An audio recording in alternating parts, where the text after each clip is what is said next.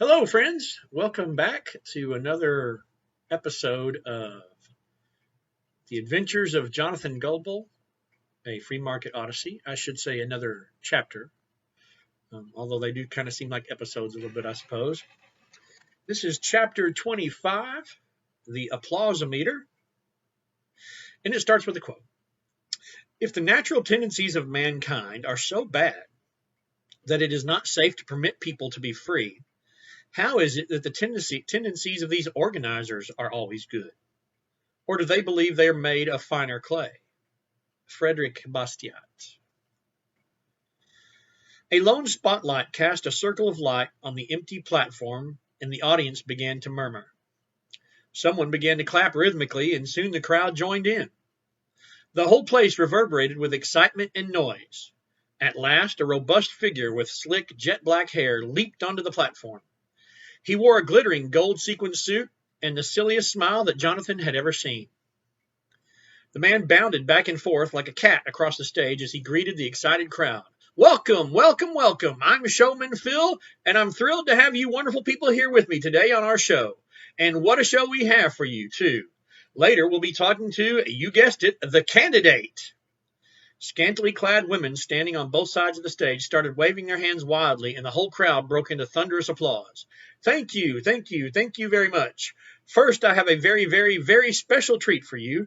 We have none other than the chairperson of the Corumpo Election Commission here with us to explain the revolutionary new election procedures that we've all been hearing about. At this point, the host turned and, with a grand sweep of his arm upstage, yelled, "Will you all please welcome Dr. Julia Pavlov?" The stage hands in the crowd again clapped wildly, cheering and whistling their excitement. Showman Phil shook Dr. Pavlov's hand and signaled for silence. Well, well, Dr. Pavlov, you certainly seem to have built quite a following over the years. Thank you, Phil, she said. Dr. Pavlov wore thick spectacles, a stiff gray suit, and a look of calm assurance on her squarish face. I'd say it's about 5.3 enthusiasm. Hey, you've got me there, said the host. The stage assistants flashed a sign to the audience, and they all let out a slight burst of laughter. What do you mean, 5.3 enthusiasm? Asked Phil. Well, said Dr. Pavlov, I have here an official applausometer. I always carry one around with me. It tells me just how much enthusiasm is shown by crowds of people. That's incredible, isn't it, folks? On cue, the crowd again eagerly applauded. As soon as the noise subsided, Dr. Pavlov continued.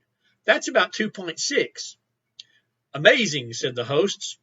What are you going to do with the applausometer? Are you using it in the next election? That's right, Phil. We at the Corumpo Election Commission have decided that counting votes is not enough.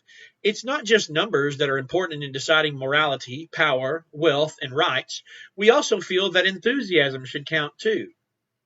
That's incredible, shouted Showman Phil. Everyone broke into applause. 4.3, said Dr. Pavlov passively. How are you going to do this, Doctor?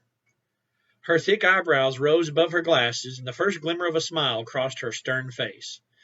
This will be the first year of using applausometers at the election polls in the city instead of filling out ballots. Voters will just stand in booths and applaud when a light comes on next to the name of the candidate of their choice.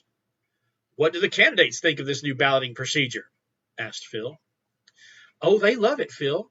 It seems that they have already been getting their supporters ready for the changeover. They spend long sessions promising to spend other people's money on their supporters, and the promises always bring down the house. Well, thank you very much for being with us today and giving us a preview of a better tomorrow. Join us again, won't you? Ladies and gentlemen, let's hear it for Dr. Julia Pavlov. When the applause finally died down again, the host made another sweep of his hand toward the back of the stage.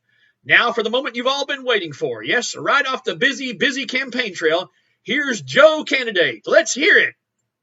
Joe Candidate bounded athletically across the stage with both arms wide, beaming incandescently at the crowd. The candidate wore a stark black and white checkered suit, and Jonathan thought he had the blackest hair and whitest teeth ever to shine under a spotlight. Thank you, Phil. This is really a great moment for me to be here with all you fine people. Now, Joe, you've just got to tell us the story behind the big story.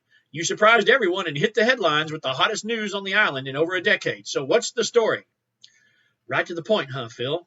I like that about you and your show. You see, I became alarmed at the tremendously high cost of political campaigns in recent years, so I decided to do something about it. I firmly believe that the voters of this great island deserve a bargain price for more of the same. That's when I started the generic party. The generic party? What a brilliant idea! And you even changed your own name, didn't you? That's right, Phil. With my real name, Edward Root, I could never really be the true people's candidate. You've got to cover your roots.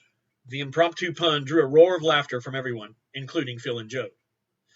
But seriously, Phil, continued Joe, you must have a broad appeal if you're going to be credible. What are you going to do to get the word out, Joe? The generic party will soon have its basic black and white flyers, buttons, and posters available at all local outlets. We hope to cut the typical campaign budget in half with our ideas.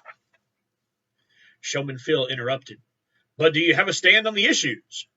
Sure, just like all the other parties, said Joe. He reached inside his checkered coat and pulled out a sheaf of papers. Here's our white paper on crime, and here's our white paper on poverty. But, Joe, there's nothing on these white papers, said Phil, with an incredulous look. The white papers were simply plain sheets of white paper.